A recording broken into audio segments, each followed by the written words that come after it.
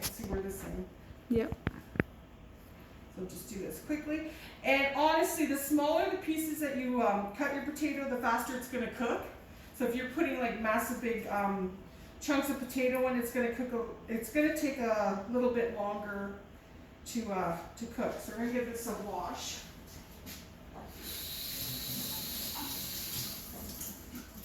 Let's get all that potato dirt off.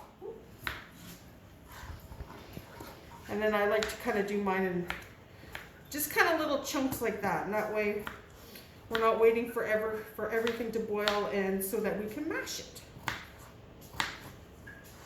And again, if you don't want to do mashed potatoes, do whatever kind of potatoes you want. Whatever you prefer. And we are actually going to be putting cheese in the bag as well. Some people like to make cheesy potatoes, which are amazing as well. So, all right, so we're going to add those. We're going to boil our potatoes, and again, keep checking it frequently to make sure that we can, if you put your fork through it, it's time to mash them. Yep. Okay, welcome back. So our potatoes are all boiled and ready to be mashed.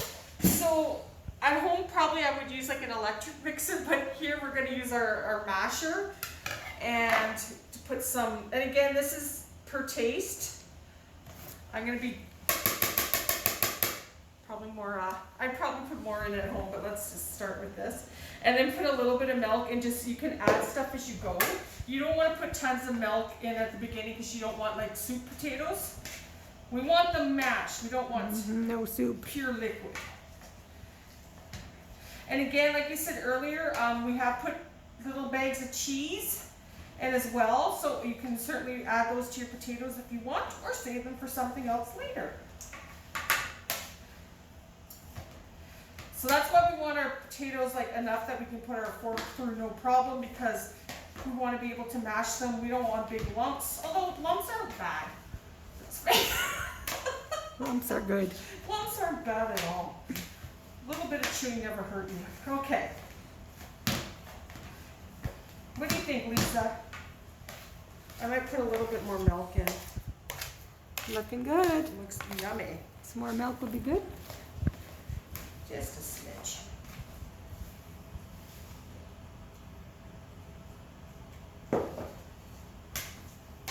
Again, you can always add. It's very hard to take away once it's in there. So again, do little things, little bits at a time, and add as you need to. So that is a yummy potato. All right, so I'm going to clean up that up in a second. We're going to go right to our stuffing. So for our stuffing, everyone's going to get a box of stuffing in their bags. So the way we're going to do this, so I put our stuffing in a bowl and put about 2 tablespoons of margarine on top of it.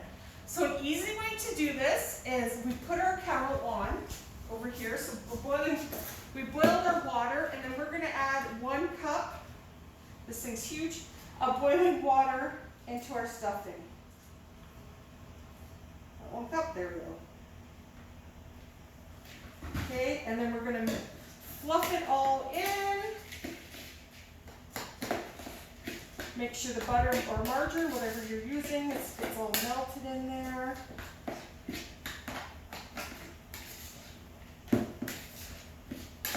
And you want to make sure that all the bread in there has some liquid on it. You want it to fluff up.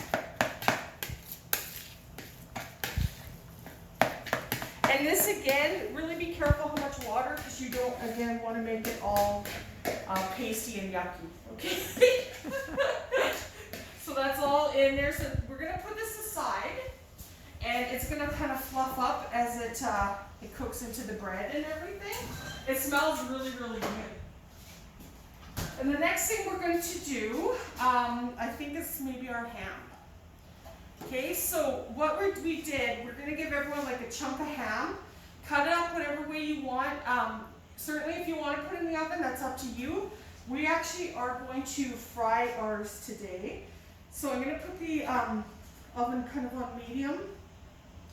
Our pan is kind of not the best pan that I like to use, but that's okay. So just so our ham doesn't stick everywhere, we are going to put like a little bit of butter on the bottom and melt it in there. And then again, you can kind of pick what you want to put on the ham. If you just want it plain ham, that's fine. But we're gonna put some honey on our ham and grill it right in there. It's gonna be delicious. So I'm just going to, oh, there we go. And after this, we're gonna talk about gravy. Okay. Okay, so we put our ham in here. Look how good that looks. So what I've done is just kind of, again, use whatever you want or whatever you like to flavor it with, but we're going to do honey. So some liquid honey, or I guess that's supposed to be liquid too, but it's pretty hard. If your honey is hard in the bottom, you can put hot water over it and it will loosen it up. Or in the microwave for a very, very, very short time. Do not put it in there for a length of time. You just basically want to get it like not solidified that you can actually pour it. And what we did is just kind of drizzle some on each side, and we're gonna brown it. It looks so good. It smells amazing. Smells yummy. And then we'll flip it over and then put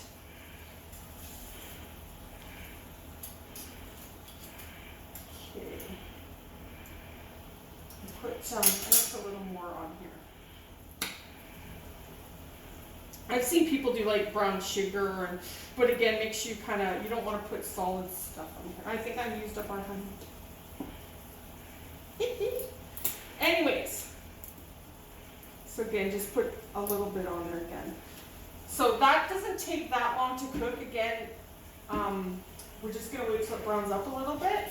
And also, so the gravy, because I love gravy on mashed potatoes. So everyone's got a package of gravy. So in the pack, you're putting 1 cup of hot water, or 1 cup of water, and then add your gravy mix. I've always just done this on the stove, so this is ours now. It's all mixed together. This, so when you're cooking it, you got to keep an eye on it. Well, everything you should be keeping an eye on, let's face it. And you're going to do a lot of stirring because you don't want big lumps. And then as it thickens, you want to continually stir. Okay, so we're just going to finish these up. And then what also I'm going to say at this point in time, we're going to be making cookies. So if you want to turn your oven on to 375, once I finish these, we're going to roll out our cookies and get those ready in the oven.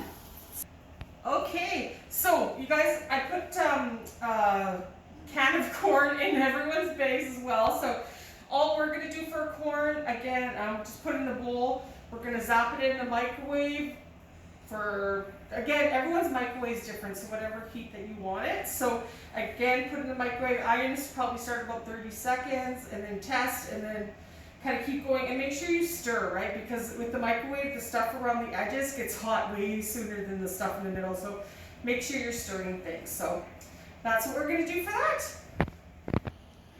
Okay, so for our cookies, we rolled them in a ball. So everyone's going to get like a little bag with cookies, and they have the instructions on cooking and everything. So Lisa did these nice ones, and over here I will admit are mine. So you can basically roll in the ball. I flattened mine with my hands, but Lisa flattened hers using a fork. So we want to keep it, like, we don't want it super thick, but we don't want it super thin as well. So how thick do you think, Lisa? About 1/4 inch. Perfect. So. And then in all your bags as well, we've included some sparkles for you to decorate. So as you can see, we put some red sparkles on our cookies. They look good. They look good. They do. They all look good. And we preheated our oven earlier to 375, so we're going to put them in. And again, these ones, sugar cookies, we're keeping our eye on it. They need to be in there for about 10 minutes to start with, and then make sure you're checking them because we don't want to burn our cookies. And they may need a couple minutes more after that. All right, we'll be back. Okay, so we're back. We have our finished meal. Look how good that looks. That looks so amazing. I can't wait to eat it. And our cookies turned out super, super nice. And they smell absolutely amazing. So thank you very much, Lisa. It's going to be me and Lisa today for lunch, so thank you.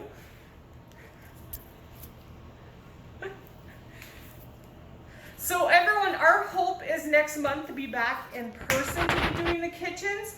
However, we have to make sure that it's safe for everyone to do so. So We will be in touch with everyone to let them know if we can come back. If not, we will continue with the YouTube videos until it's safe for everyone to be together again. So have a Merry Christmas, take care, and we'll see everyone in the new year. Merry Christmas. Merry Christmas, bye.